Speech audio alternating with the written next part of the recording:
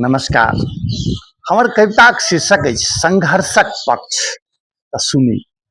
बहैत नदी कखनो हमरा अशांत नहीं केलक, ओ तऽ सिखेलक निरंतर बहैत रहब। पहाड़ कखनो हमरा कठोर नहीं बनौलक, ओ तऽ सिखेलक अडिग रहब। पतझड़क बाद ठुठ भेल गाछ कखनो हमरा सुखाय लेल नहीं कहलक, ओ तऽ चुपचाप बसंतक प्रतीक्षा करैत रहल।